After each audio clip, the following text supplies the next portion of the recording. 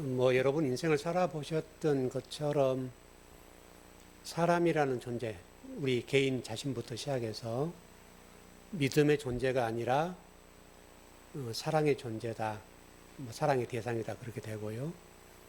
또 성경이 우리에게 가르쳐 준 것도 예수님께서 말씀하신 대로 우리의 믿음은 아니다. 그러니까 영적인 얘기지만 사랑과의 관계도 그렇고 그리스도만이 우리의 믿음이라고 하는 사실을 가르쳐 주고 있습니다. 오늘 본문을 여러분 잘 보시면 인생이 보이고 또 하나님 나라가 뭔가를 볼 수 있는데요. 여기 보니까 너희는 믿는다 그렇게 돼 있잖아요. 믿는다 하는데 그러나 너희들은 각각 흩어지고 또 나를 혼자 둘 때가 온다. 혼자 둔다는 말은 무슨 말이냐면 배신한다는 말이잖아요. 예수님이 십자가를 지시고 가장 제자리에 필요할 때 부인할 거고 등을 돌릴 것이다. 그렇게 지금 얘기를 하고 있습니다. 그 대표적인 사람이 베드로고요. 그러니까 베드로가 그랬다는 얘기는 우리 인간이 그렇다는 거예요. 그러니까 베드로 그 사람이 제자로서 그렇다 이런 얘기가 아니라 우리 인간이 그렇다는 것을 설명하는 거고요. 스가랴에서 스가랴의 말씀인데 이 말씀이 성취가 됐는데 한번 찾아보죠. 스가랴 13장 7절입니다.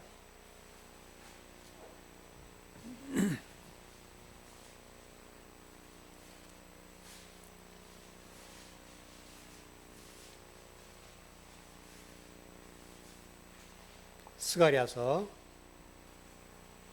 13장 7절. 시작. 만군의 여호와가 말하노라.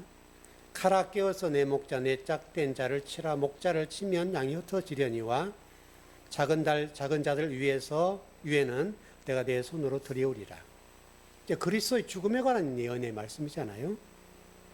지금은 너희들이 믿는다고 그러는데 사실 너희들은 내가 고난받고 십자가 지게 되면 흩어지게 될 거고 그런 건데 너희들이 지금 그건 너희의 믿음이지 내 믿음이 아니야. 그러니까 그리스도의 믿음이라고 하는 게 얼마나 중요하냐 이거예요. 너희들 다 사랑한다고? 그건 너희 믿음이야. 우리가 쉽게 얘기해서 공수표 날린다 그런 얘기 하는데요. 실질적으로 여러분 그렇게 하신 분들 말하지 않습니다. 그렇게 하는데 우리가 신앙생활도 똑같다는 거예요. 예수님의 제자들이 베드로도 그런 고백을 했습니다만 절대적으로 나는 예수님 떠나지 않고 배신하지 않는다 했는데 뒤돌아서서 배신하잖아요. 그게 사람입니다. 그러니까 우리의 믿음이라고 하는 것이 얼마나 연약한가를 보여주는 거고요. 그래서 그리스도의 믿음이라고 하는 것이 그렇게 중요한 거예요. 그렇게 좀 정리를 했으면 좋겠고요. 그래서 어쨌든 성경 계속해서 얘기한 게 뭐냐면 너희 믿음 아니야. 나의 선물. 그 얘기하는 거예요. 내가 너에게 준 선물 그 믿음. 그 얘기를 하는 거니까 이게 역설적인 거예요. 역설적인 화법이고요.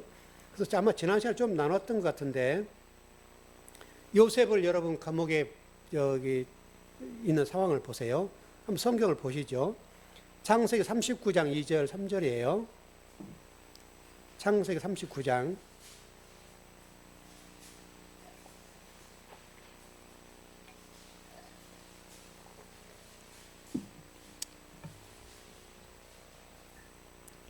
성경 말씀이 이거 얘기하려고 그래요. 시작.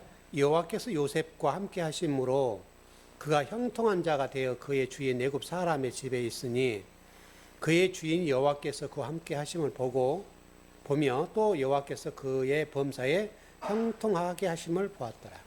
오늘 우리 본문도 마찬가지잖아요. 중요한 것은 하나님이 함께 한다는 거예요. 여러분 삶에도 마찬가지예요. 여러분에게 예를 들어서 사랑합니다. 어쩌고 얘기하는 거 듣기 좋을 수 있어요. 근데 여러분 우리가 인생을 살아보는 것처럼 사람이라고 하는 것이 자기 상황이 바뀌면 다 바뀌어요. 혀는 언제든지 뒤집어져요. 우리가 고마운 얘기잖아요. 당신 사랑합니다. 고마운 얘기지만 그러나 성경은 설명해요. 하나님만 안 떠난다. 하나님만 우리와 함께 하신다. 요셉에게도 마찬가지. 여러분 요셉 생각해 보세요. 형제들이 요셉을 팔아먹죠. 죽이려고 했잖아요. 노예가 됐습니다. 그래서 여러분 보디발의 집에 들어가서 종살이 하잖아요. 종살이라는 그 기간이 얼마나 힘들었겠습니까? 처절했겠죠. 감옥에 갔어요. 여러분 인생을 생각해 보면 너무나 힘든 삶이에요. 근데 한 가지 감사한 것은 요셉은 하나님이 자기와 함께 한다는 사실을 알았어요. 그래서 요셉은 어떤 상황이 와도 한 번도 하나님을 원망해 본 적이 없어요. 일전에 창세기 우리 공부할 때 그거 공부를 했습니다만은 욥과 요셉의 차이점, 이게 우리 인생에서 배워야 돼요. 욥은 사사건건 세 친구의 공격 받을 때마다 변명하고 변명해요. 그래서 시간이 길어지는 거예요. 오랜 시간 가요. 근데 요셉은요, 여러분 요셉을 생각해 보면 굉장히 힘들잖아요. 근데 요셉은 침묵해요. 하나님이 자기와 함께하는 사실을 알고 믿고 따라가요. 그래서 오히려 그 기회가 애굽의 국무총리 대신이 되는 복을 받지 않습니까? 이게 우리 신앙생활을 하는 데 있어서 굉장히 중요해요. 그리고 창세기 39장 23절 보니까 뭐라고 하냐면 여호와께서 그의 범사에 형통하게 했다 이렇게 돼요. 하나님이 그 요셉의 삶 속에 범사에 형통하게 하셨대요. 여러분 그게 범사에 형통한 겁니까? 형제들에게 팔려 죽음의 고비, 구덩이에 던짐, 노예상에 팔림, 보디발의 집에 노예로 팔림, 이 상황들 형통이라고 볼 수는 없잖아요. 그런데 하나님이 보시기에는 그게 형통이라는 거예요. 짧은 시선으로 보면 그건 불통이죠. 그러나 장기간의 인생 전체의 삶으로 보면 하나님 보시기에 그건 형통이다. 그러니까 여러분 인생을 보세요. 지금 당장 어떤 어려운 일이 있고 막히고 힘든 일이 있으면 힘들잖아요, 여러분. 여러분 인생 살면 힘들죠. 안 힘들 수가 없어요. 마음고생하게 되고 이게 엄청나게 힘들어요. 잠 못 이루고. 그러나 장기적인 먼 안목에서 한번 쳐다보라는 거예요. 그러면 이 먼 틀에서 나의 인생을 쳐다보면 하나님의 결단코 요셉의 삶처럼 끌고 하나씩 가실 거예요. 우리는 그걸 봐야 돼요. 이걸 못 보면 그때그때 어려울 때마다 우리가 힘들어요. 여러분 매일매일 힘들지 않는 사람 누가 있어요? 다 힘들어요. 그 크기가 다를 뿐이지 힘들지 않는 사람은 한 사람도 없어요. 그래서 그걸 생각하고 이 삶을 좀 찾아봤으면 좋겠고요. 자, 요한복음 8장 29절 가봐요.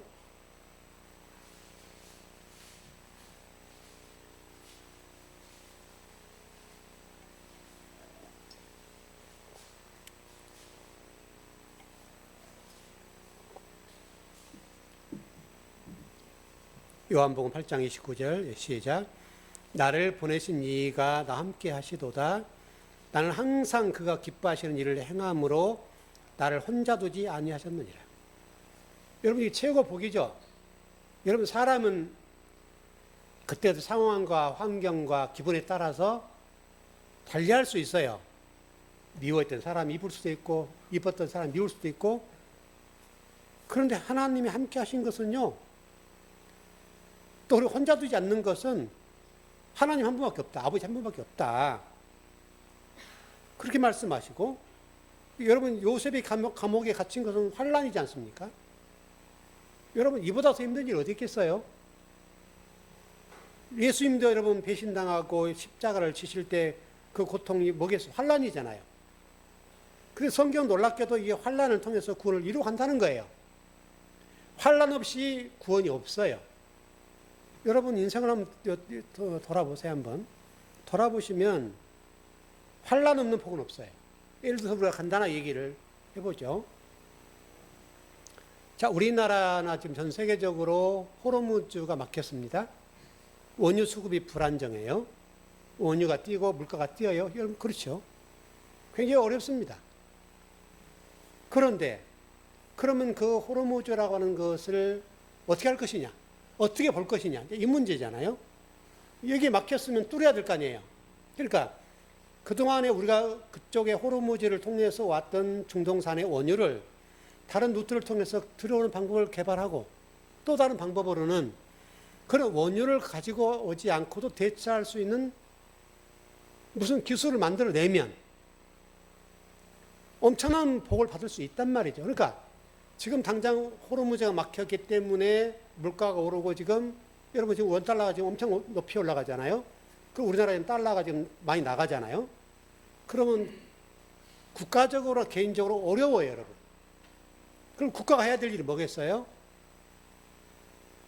그 호르무즈 뚫을 생각만 할 게 아니고 물론 뚫을 생각을 해야 되지만 그거는 1차적인 문제고 2차, 3차적인 문제가 뭐냐면 다른 루트를 찾는 대안. 왜냐하면 시간이 필요하니까. 그 다음에 장기적으로는 그러면 이 원유 문제를 어떻게 해결할 것이냐.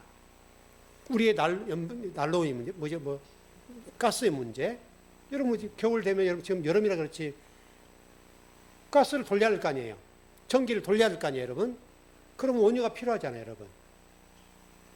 그러면 이 방법을 어떻게 해결할 것이냐의 문제인데 국가가 해야 될 일은 뭐냐면 이때 기술을 개발하는 거예요. 어느 나라에서도 할 수 없는 기술을 개발하면 오히려 복이잖아요. 그러니까 우리가 환란을 어떻게 볼 거냐 문제예요. 여러분이 주어진 어려운 문제를 어떻게 이걸 볼 거냐의 문제인데 환란으로 보면 그건 저주예요. 이건 누구에게나 똑같아요. 그래서 그 환란을 기회로 보고 그 환란을 통해서 뭔가를 이뤄내는 쪽으로 내 마음을 고쳐 잡으면 복이 되는 거예요. 인생은 똑같잖아요, 여러분. 어렵지 않은 사람 한 사람도 없어요. 여러분 오늘 좀 주일이지만 여러분 당장 예배 드리고 집에 가면 근심이 있어요. 당장 어려운 일이 있단 말이에요. 마음고생하는 게 있다고요. 있는데 이 마음고생을 어떻게 할 것이냐. 그 마음고생으로 끝나면 안 되고 그래서 호르무즈를 뚫어서 새로운 어떤 길을 개척하고 기술을 개발해서 원유가 아닌 어떤 것으로도 그걸 대체할 수 있는 기술을 개발하면 그럼 우리나라는 세계 어떤 나라도 넘볼 수 없는 나라가 될 수 있잖아요, 여러분. 그건 국가가 해야 될 일, 기술자도 해야 될 문제거든요. 그러니까 그 방향성을 정부가 어떻게 잡을 거냐. 이게 중요한 문제잖아요. 똑같은 얘기예요. 그 국가라고 하는 나라고 한다면 여러분이 주어진 어떤 환경의 문제를 어떻게 풀고 나갈 것이냐의 문제예요. 그 환경에 빠지고 그 환란에 빠져서 나 죽겠네 하면 힘들어요. 그러나 그것을 새로운 돌파구를 만들고 새로운 기회를 만들어서 더 좋은 새로운 미래를 만드는 뭔가를 만들어내면 여러분 엄청난 복이잖아요. 여러분 지금 요셉이 감옥에 갇힌 게 그거라는 거예요, 여러분.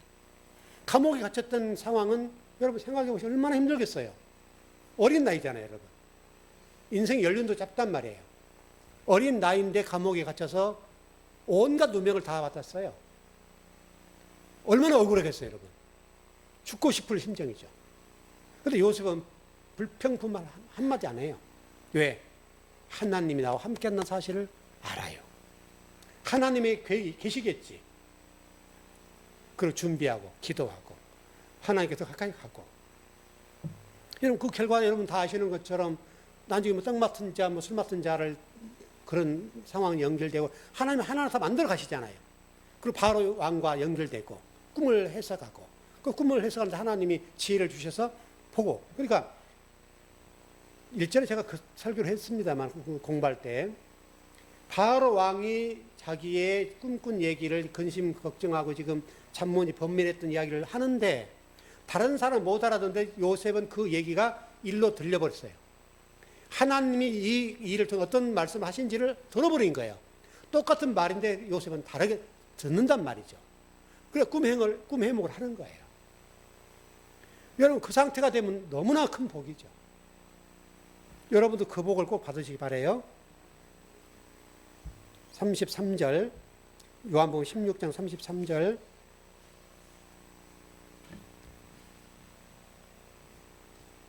시작. 이것을 너에게 이르는 것은 너희로 내 안에서 평안을 누리게 하려 함이라. 세상에서 너희가 환난을 당하나 담대하라. 내가 세상을 이기었노라. 여러분 15장 얘기를 아실 텐데 요한복음 12장 얘기는 뭐냐면 환난, 박해, 출교 얘기가 나와요.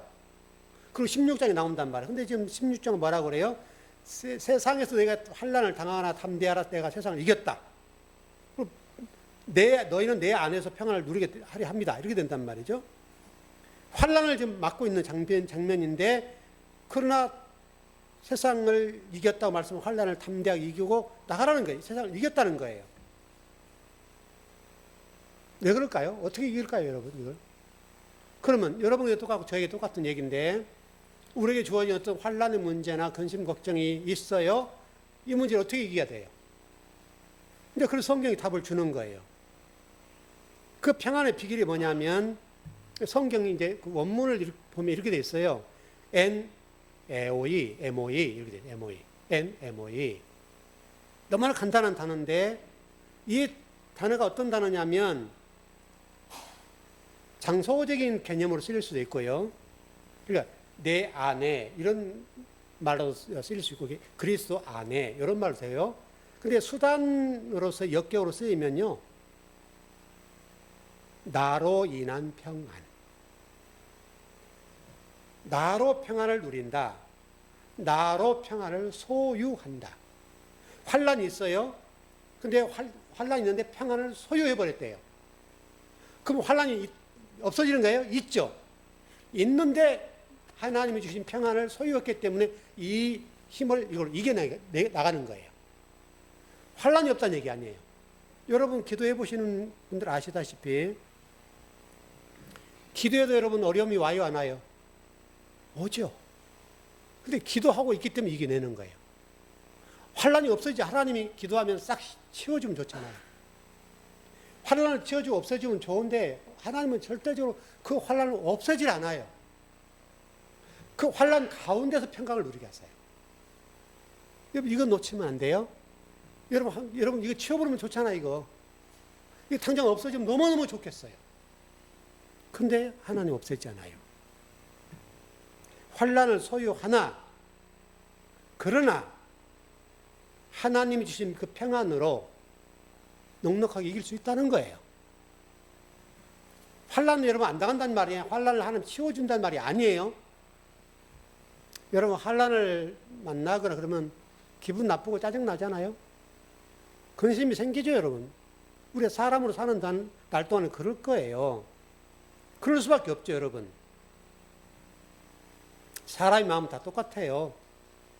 다 똑같은데 사전적인 의미로 얘기하면 이 환란을 없애줘야 돼요.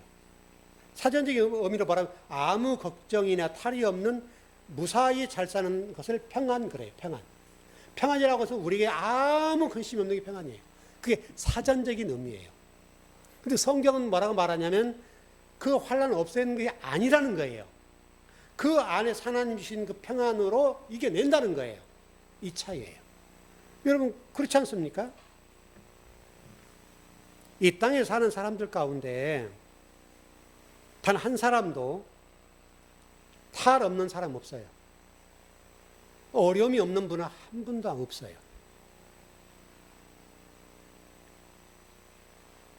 괴로움을 당하고 힘들고 어렵지 않은 사람이 없어요.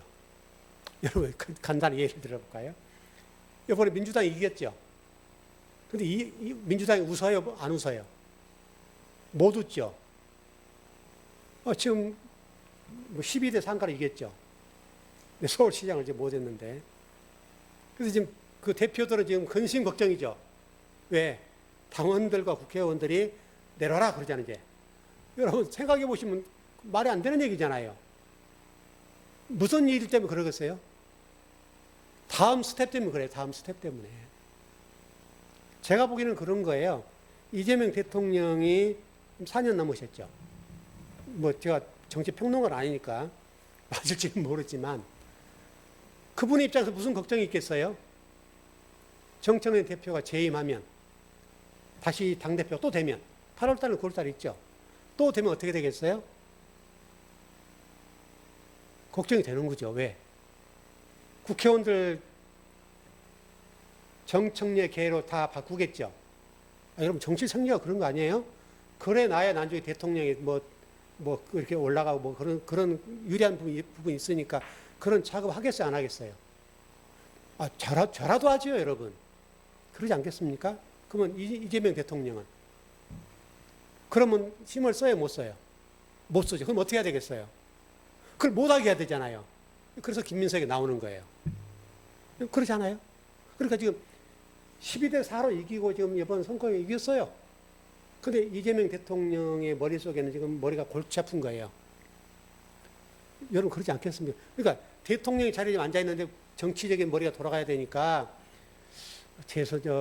정청래가 다음에 당대표 되면 말 안 들을 텐데 자기 정치하고 다음에 뭐 대통령 후보가 되려고 몸부림칠 건데 머리 계산이 나오지 않겠어요?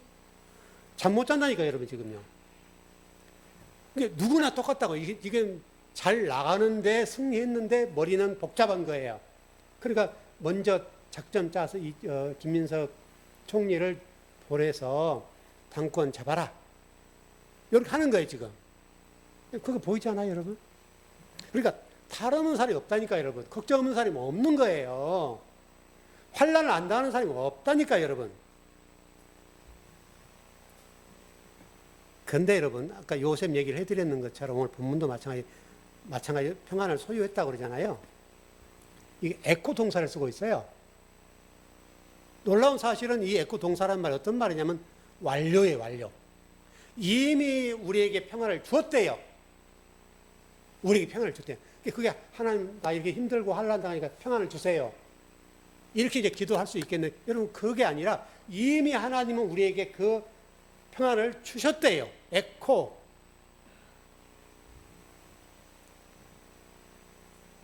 에코라는 동사를 쓰고 있어서 이미 완료가 되어버렸어요. 여러분 굳이 기도할 필요 없어요. 그거를 여러분 누리면 되는 거예요. 그냥 원문은 너무 간단하게 됐어요. 여러분 샬롬이라는 단어 잘 아시죠? 잘 아시죠? 원래 이 샬롬이라는 단어는 전쟁 용어예요. 전쟁용. 전쟁이 없는 상태. 그러니까 이스라엘과 다른 나라와 전쟁의 관계 문제인데 실제로 하나님과 우리 인간의 전쟁 얘기잖아요. 그러니까 샬롬이란 말은 하나님과 나가 전쟁하지 말아라. 그 말이잖아요, 여러분. 샬롬 이 말은 하나님과 전쟁하지 맙시다. 그 말이거든 지금. 평안이라는 말이 아니에요 원래. 그 말인데 여러분 샬롬을 가만히 보면요. 다윗의 입장 한번 들어가 볼게요. 다윗은 성전을 짓고 싶어 했어 안 했어요? 엄청나겠죠. 그리고 성전을 지을 모든 기물들을 다 준비했어요. 얼마나 짓고 싶었겠어요. 못 지었어요. 왜 못 지었죠? 하나님과 피. 그러니까 전쟁에서 네가 피를 많이 묻혔다. 그래서 못 하는 거예요. 바로 그게 여러분 샬롬이에요. 샬롬. 전쟁이 없는 상태가 돼야 된다. 그래서 솔로몬 여러분 성전을 지었지 않습니까? 한번 보죠. 역대상 22장 10절이에요.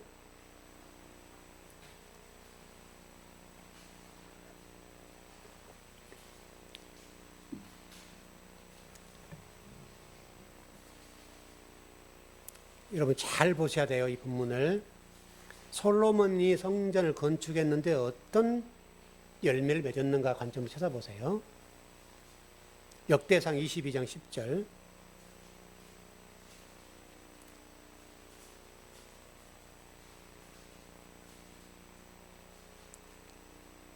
네, 시작. 그가 내 이름을 위하여 성전을 건축할지라.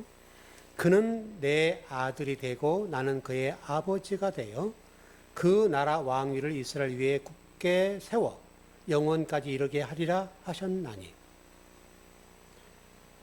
성전을 건축했는데 하나님이 솔로몬에게 어떤 복을 줬습니까?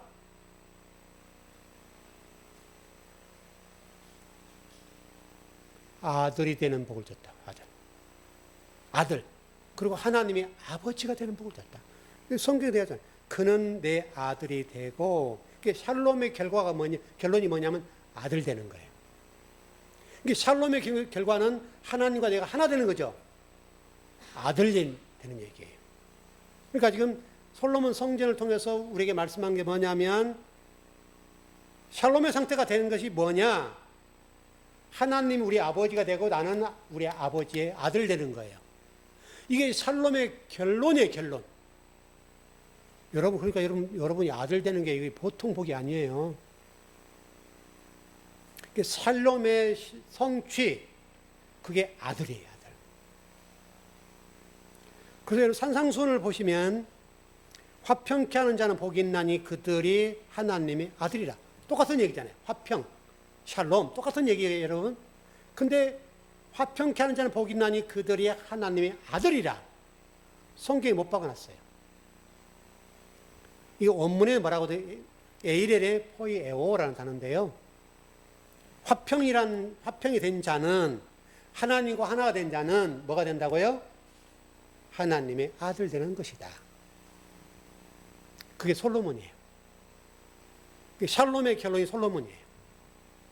여러분도 마찬가지예요. 여러분이 샬롬이 되면 솔로몬이 되는 거예요. 그게 하나님의 아들이 된다 그 말이에요. 자, 에베소서 2장 14절 가보세요.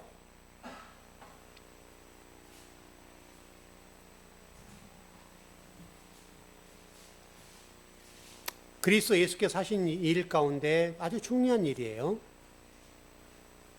여기서 샬롬 얘기, 화평 나오네요. 샬롬 나오네요. 에베소서 2장 14절. 예, 시작. 그는 우리의 화평이신지라 둘로 하나를 만드사 원수된 것들 곧 중간에 막힌 담을 자기 육체로 하시고. 자, 하나님과 우리 중간 사이에 담이 막혔대요. 담이 있어요. 여러분 성경이 곳곳에 많이 나와 이런 것이.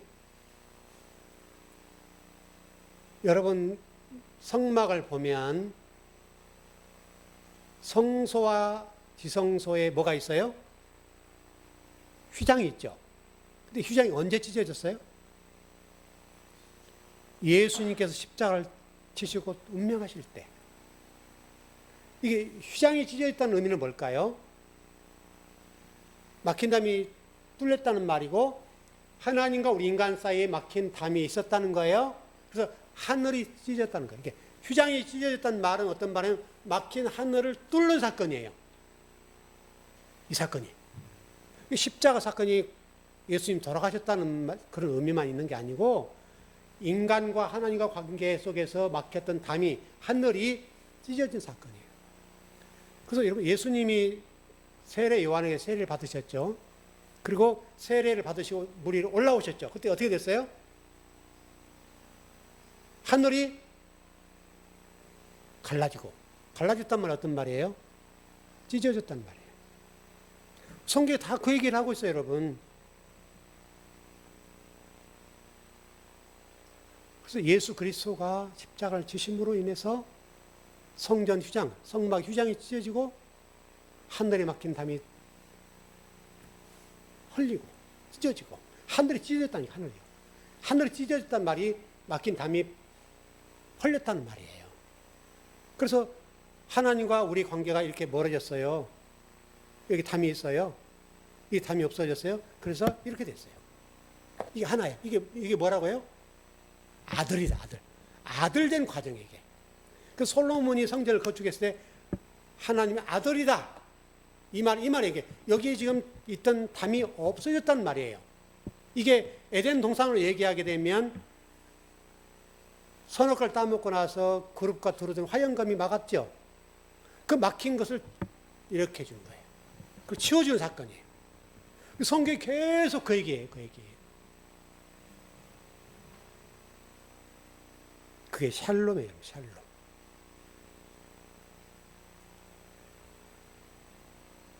그러니까 요셉의 입장에서 보면 감옥에 갇힌 게 아픔이죠. 고통이죠. 슬픔이죠. 하나님 함께 하셨어요. 근데 고통이 있는 거잖아요. 여러분 인생 속에서 항상 나쁜 것, 슬픈 것, 그것만 있는 게 아니고 또 좋은 것도 있는 거예요. 좋은 것을 어떻게 취할 거냐 문제죠.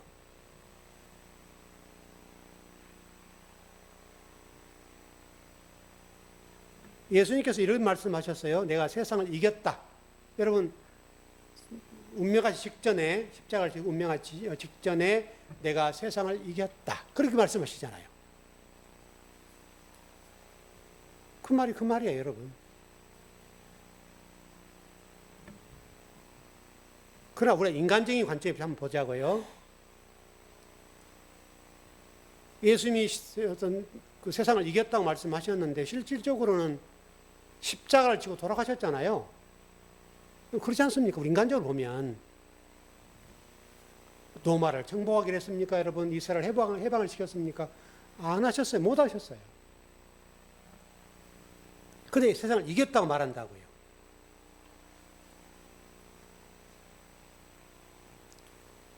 로마를 이긴 것도 아닙니다. 로마를 굴복시킨 것도 아니에요. 근데 이겼다고 하세요. 세상 방법과는 달라요.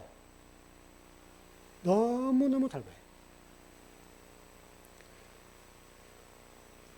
이 구절 한번 볼까요? 예, 누가복음 11장 20절 한번 가보죠. 누가복음 11장 20절.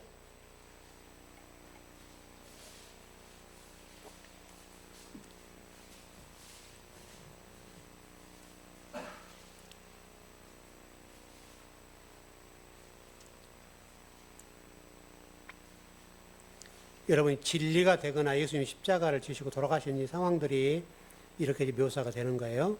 누가복음 11장 20절. 예, 시작. 그러나 내가 만일 하나님의 손을 힘입어 귀신을 쫓아낸다면 하나님의 나라가 이미 너에게 임하였느니라. 제가 여러분 누차 많이 말씀드렸죠. 하나님 나라가 여러분 저기 우리 죽어서 가는 게 아니라고 그랬죠. 성경은 현재형으로 이미 완료 과거예요. 여러분이 진리가 되고 여러분이 하나님 말씀 하나님의 아들이 되면 하나님 나라가 임해버린다니까 여러분. 여러분 얼마나 그 믿는지는 모르겠는데 여러분 제가 한 얘기 아니에요. 성경 얘기잖아요. 성경에서 누가복음 11장 20절에서도 하나님의 손을 힘입어 귀신을 쫓아낸다면 하나님 나라가 이미 너에게 임했다. 임했다는 거예요. 임했다. 이게 지금 여기 나온 귀신이라는 거 세상 임금 얘기하는 거 아니에요? 다른 하나님 얘기하는 거 아니에요, 여러분? 다른 하나님을 쫓아내버리고 진리로 돌아서고 사탄을 쫓아내고 세상 임금을 쫓아내고 진리로 돌았으면 그때 바로 하나님 나라가 임한다는 거예요.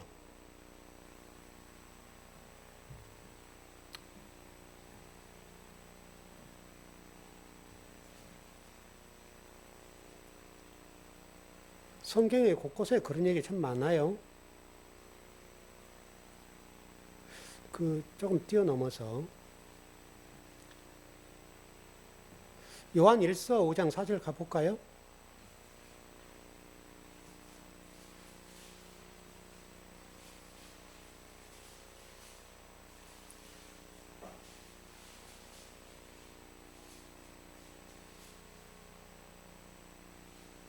요한 1서 5장 4절입니다.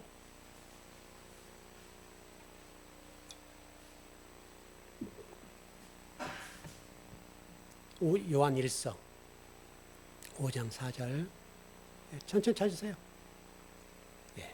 시작. 무릇 하나님께로부터 난 자마다 세상을 이기느니라. 세상을 이기는 승리는 이것이니 우리의 믿음이니라.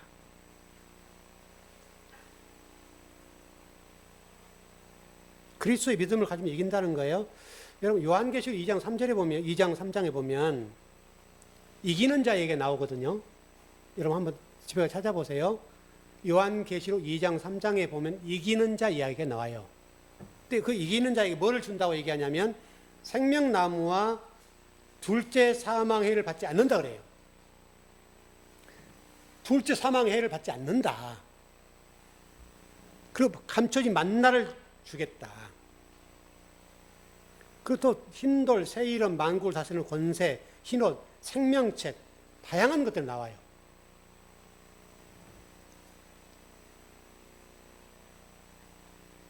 근데 중요한 게 뭐냐면 우리의 힘으로는 이길 수 없다는 거죠. 누구의 힘으로 이긴다? 그리스도의 힘으로 이기는 거예요. 내가 세상을 이겼다는 말은 완료예요, 여러분. 그리스도가 이긴다는 말이 굉장히 많이 나오는데 용례를 한 두 군데만 찾아볼까요? 요한계시록 17장 14절이네요.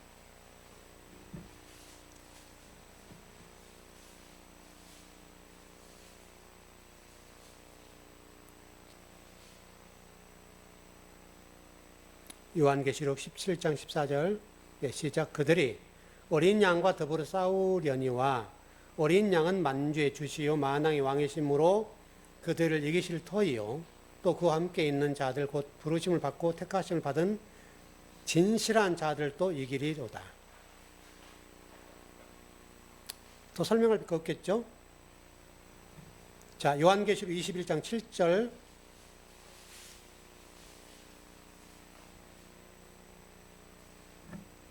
시작. 이기는 자는 이것들을 상속으로 받으리라. 나는 그의 하나님이 되고 그는 내 아들이 되리라. 여러분, 아들들 사건이 보통 사건이 아니죠. 이기는 자. 상속을 받는데 어떤 상속이냐고요? 하나님께서 우리의 아버지가 되고 우리는 아버지의 아들이 되는 거. 아까 요셉 얘기 똑같죠.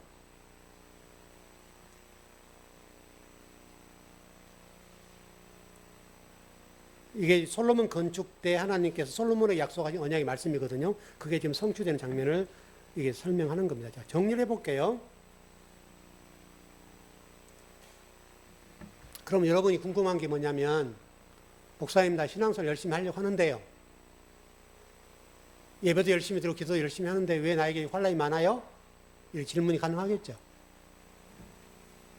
성경은 거기에 대해서 이렇게 답합니다. 아무 탈이 없다고 말씀한 적이 없습니다. 여러분에게 기도하고 신앙생활 잘하고 하나님 말씀대로 살고 하나님이 아들이 되었다고 하지만 성경은 거기에 대한 답이 뭐냐면 너는 그러면 이제부터 쭉 평안하다. 아무것도 문제없다. 이렇게 말씀하신 게 없다는 거예요. 환난을 당하나 담대하라. 환난이 있다는 거예요. 그러나 변하지 않는 평안이 있다는 거예요. 여러분 그걸 놓치면 안 돼요. 풍랑이 없지 않아요, 여러분. 속상한 일이 없지 않아요. 여러분 일주일 살다 보면 속상한 일이 있어요, 없어요? 많죠. 이뻐요. 자식 때문에도 그러고 그 원수 같은 신랑 때문에 그러기도 하고 얼마나 많아요. 속상한 일 많죠. 그래서 뭐 힘들죠. 그러나 그럼에도 불구하고 하나님 아버지가 우리 아버지고 우리가 하나님의 아들이니까 그 안에서 평강을 누리는 거죠. 여러분 이렇게 생각해 보죠. 여러분 자녀가 있죠. 그럼 여러분과 자녀 관계 속에서 인생을 살아가고 또 세상에 나가 사는데 이 자녀는 아무 문제가 없을까요? 속상한 일 없을까요? 부모님 때문에 속상한 일이 없을 수가 있을까요? 부모도 자식 때문에 속상한 일이 있겠죠. 자식도 부모님 때문에 속상한 일이 있겠죠. 여러분 똑같다는 거예요. 없을 수가 없어요. 그러나 성경은 말해요. 그거 없는 거 아니다. 있다. 그러나 내가 너에게 주는 그 평안으로 이겨내라. 그래서 우리 이 체급을 높이는 거예요. 그래서 웬만한 것들이 오면 이제 왔네 이런 정도 되게. 여러분 많이 당해보면 굴곡진 인생을 살아보고 환난을 많이 당해보면 당한 만큼 강해지잖아요. 그리고 이겨내는 거예요. 여러분 큰일 당해버리면 여러분요 작은 일은 그냥 그래 뭐 저분은 지금 나에게 뭐 상담을 하러 오셔가지고 지금 죽을 지경이에요. 근데 만일에 상담자가 많은 환난을 당해본 분이면 저거는 몇 단계 와 있구만 이렇게 계산한단 말이죠. 똑같은 거예요. 하나님은 저와 여러분들을 단련하신다고. 단련이요. 세상 속에 나가서 그냥 잡초처럼 넘어져도 일어나고 넘어져도 일어나 할 정도로 단련을 하신다는 거예요. 그 환난을 치우지 않는다. 여러분 그 잡초를 없애지 않아요. 말라 죽은 것 같은데 이슬만 내리면 또 살아나요. 그러니까 환난을 당하고 싶지 않겠지만 누구나 이 환난을 다 가지고 있다는 사실을 잊지 말고 나에게만 주어진 환난과 고난과 아픔, 걱정, 근심 나 혼자 있는 게 아니라는 거예요, 여러분. 모든 사람은 각자의 주어진 근심, 걱정이 다 있어요. 없는 사람 없어요.